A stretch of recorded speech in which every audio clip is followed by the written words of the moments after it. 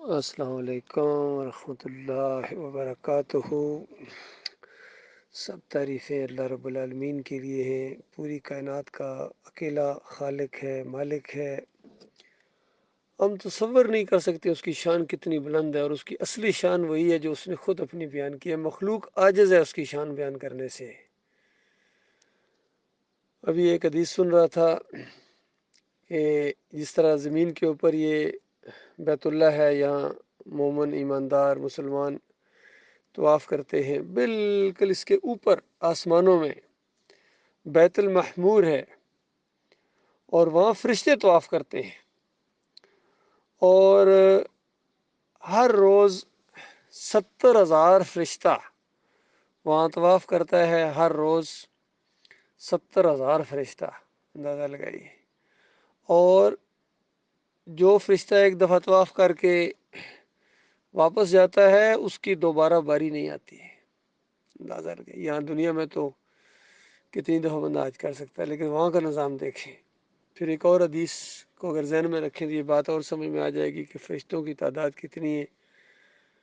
نبی علیہ السلام نے فرمایا، آسمان چرچراتا ہے اور حق بجانب ہے کہ چرچرائے۔ چرچراہٹ وہ ہوتی ہے، آپ کبھی بیٹھیں کسی بیڈ کے اوپر یا کرسی کے اوپر، بینچ کے اوپر، جو ہلکی سی اس کے اندر آواز آتی ہے، ہلکی سی، اس کو چرچرانا کہتے ہیں۔ تو آسمان چرچراتا ہے کیونکہ ایک یعنی بالش برابر ہوئی جگہ ایسی نہیں ہے جہاں فرشتہ کوئی رکوع نہ کر رہا ہو، کوئی سجدہ نہ کر رہا ہو اپنے مالک اور خالق کو، اور تھکتے نہیں ہیں، اکتاتے نہیں ہیں، بڑی خوشی کے ساتھ اللہ تعالیٰ کی وہ عبادت کرتے ہیں، اور لگے رہتے ہیں اللہ کی حمد و ثنا بیان کرنے میں۔ اور زمین پر بھی آتے جاتے ہیں۔ اللہ کا بہت زبردست نظام چل رہا ہے، عقل حیران ہے۔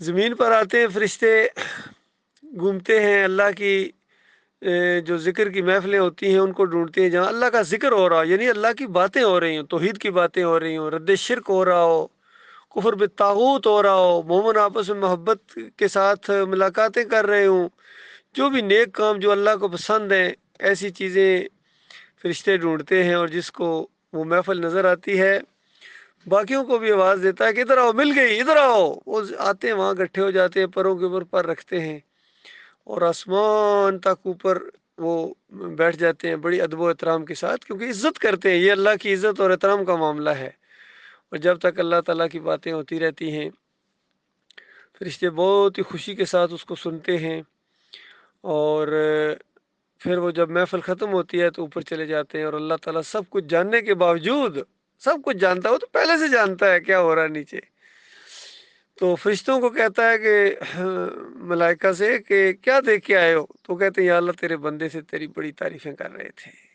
تو اللہ تعالیٰ کہتا ہے انہوں نے مجھے دیکھا جو میری تعریفیں کر رہے تھے؟ کہتے ہیں یا اللہ تیری قسم انہوں نے نہیں دیکھا ہے، پھر بھی تیری تعریفوں میں لگے ہوئے تھے، حمد بیان کر رہے تھے، ثنا بیان کر رہے تھے، تیرا ذکر کر رہے تھے۔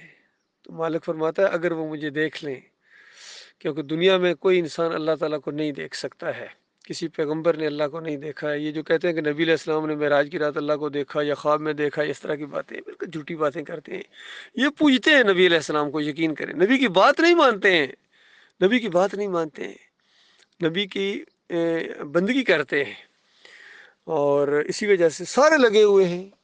بڑے بڑے توحید بیان کرنے والے گرج گرج کر، جیسا احسان الہی ظاہر کا میں نے کل پرسوں کلپ لگایا، ایک تو وہ ہر جملہ ہی نبی علیہ السلام کی، سرور کائنات، سرور دو عالم، حالانکہ سرور دو عالم، سرور کائنات یہ اللہ ہے، نبی علیہ السلام اللہ کے رسول ہیں، کائنات کے سرور اور کائنات کے حاکم اور کائنات کے بنانے والے، یا وہ اللہ کے جو ساتھ شریک نہیں ہیں، تو ان کے دماغوں کے اندر اسی طرح تقی عثمانی سرور کائنات، ہر وقت سرور کائنات، اور ڈاکٹر سر حضور حضور اس طرح کرتا رہتا ہے، حالانکہ رسول اللہ کو ہو، رسول اللہ صلی اللہ علیہ وآلہ وسلم، یہ ان کی عزت ہے، آخری نبی محمد صلی اللہ علیہ وآلہ وسلم کے ہیں، یہ ان کی عزت اور ساتھ عقیدے کا بھی اظہار ہوگا۔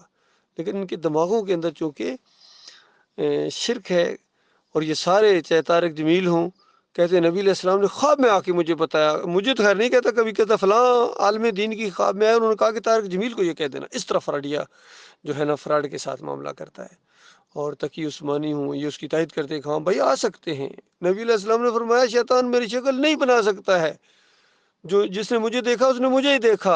ابن سیرین جو اس روایت کراوی وہ کہتے ہیں یہ صحابہ کے لیے ہے جنہوں نے نبی علیہ السلام کو اصلی حالت میں دیکھا، بعد والوں کے لیے گویا نہیں ہے۔ تو یہ سارے لگے ہوئے ہیں خوابوں کے اندر۔ طاہر القادری نے ایک سلسلہ چلایا تھا کہ نبی علیہ السلام خواب میں آ کے کہتے ہیں کہ طاہر بس صرف تم صحیح ہو، باقی سارے غلط ہیں، اس انداز سے۔ حتیٰ کہ غلام اللہ جیسا آدمی کہتا ہے کہ خواب میں آئے ہیں ابراہیم علیہ السلام نے، انہوں نے کہا بیٹے توحید کا کام کر رہے ہو جاری رکھو۔ اس طرح عالم الغیب اصل میں ثابت کرنا چاہتا ہے شیطان، باقی جو ان کی توحید ہے وہ سب کو پتہ ہے کیا ان کی توحید ہے۔ چاہے جوہر القرآن میں انہوں نے یہ لکھ دیا ہو کہ سماع موتھا کا مسئلہ اختلافی مسئلہ ہے، صحابہ اکرام سے چلا آ رہا ہے، اندازہ لگائیے جب پریشر پڑا نا تو اس کے بعد انہوں نے اس کو اختلافی مسئلہ بنا دیا۔ سارے اس شرک کے قائل ہیں، یہ جو خوابوں میں آنے والا معاملہ ہے بالکل یہ جو ہے نبی علیہ السلام کی شکل جو ہے نا وہ ابلیس نہیں اختیار کر سکتا ہے۔ تو ان کو کیسے پتہ چلے ہاں کوئی اور شکل میں تو آ سکتا ہے، پیر صاحب کی شکل میں آئے، عبد القادر جیلانی کی شکل میں آئے، محی الدین چشتی کی شکل میں آئے، یا اور بھی جتنے اس کے چیلے رہے ہیں ان کی شکلوں میں آتا رہے، گولڑے والے کی شکل میں آ جائے یا مجدد الفسانی کی شکل میں آ جائے، کوئی بھی شکل اختیار کر سکتا ہے۔ تو وہ ظاہری بتا کے جو کچھ بتائے گا تو وہ نبی علیہ السلام کی بات تو نہیں ہوگی، اللہ کی طرف سے تو نہیں ہوگی، وہ تو شیطان کی طرف سے ہوگی۔ تو یہ سادہ سادہ باتیں، یقین کریں ایمان کی، توحید کی، عقیدے کی باتیں، بڑی سادہ سادہ باتیں، لیکن یہ سمجھنے کے لیے تیار ہی نہیں ہے۔ بہرحال اللہ تعالیٰ ان کے شرک سے اوپر ہے، جو مرضی یہ کریں، چاہے واسطے وسیلے کا شرک کریں، غیر اللہ کی پکاریں لگائیں، یا علی مدد، یا رسول المدد، یا غوث مدد کی پکاریں لگائیں، اور تعویذ گنڈا پہنیں، بریلویت اختیار کریں، دیوبندیت اختیار کریں، سلفیت یا صوفیزم کے اندر جائیں یا جمہوریت کے اندر جائیں، جو بھی شرک یہ اختیار کریں گے اللہ ان کے شرک سے بلند و بالا ہے۔ جب بھی یہ کوئی شرک کرتے مومن کہتا ہے سبحان اللہ، اللہ تمہارے شرک سے پاک ہے۔ چاہے کوئی پکار لگاتا ہے، چاہے کوئی واسطہ وسیلہ دیتا ہے، بے حق فلاں، بے حرمت فلاں کہتا ہے، تو ایک مومن کو کہنا چاہیے سبحانہ و تعالی عما یشرکون، اللہ تمہارے اس شرک سے پاک ہے، اللہ بہت ہی بلند و بالا عزت دار وہ ہے۔ باقی تم اگر شرک کر کے ذلیل و خوار ہوئے اور ذلت دنیا کے اندر بھی ملے ہے اور آخرت میں ہمیشہ کی آگ کے اندر دھکیل لیے جاؤ گے تو ذلت تمہارے حصے میں آئی ہے۔ اللہ کو کیا یعنی تم نے نقصان پہنچایا، یا مومنوں کو کیا نقصان پہنچایا، یا اسلام کو تم نے کیا نقصان پہنچایا؟ اپنا نقصان کیا، اپنے بیوی بچوں کا نقصان کیا ہے، اور اپنے اہل و عیال سمیت کل تمہیں ہمیشہ کی آگ کے اندر رہنا پڑے گا، ان مورتیوں سمیت، تصویروں سمیت، گنبدوں سمیت۔ جب سارے کے سارے وہاں گنبد ڈالے جائیں، کوئی ایک بھی نہیں چھوڑا جائے گا، اس وقت تمہیں پتہ چلے گا شرک کیا چیز ہوتی ہے، شرک کی علامتیں کیا چیز ہوتی ہے، سب کچھ تمہیں سمجھ آ جائے گا۔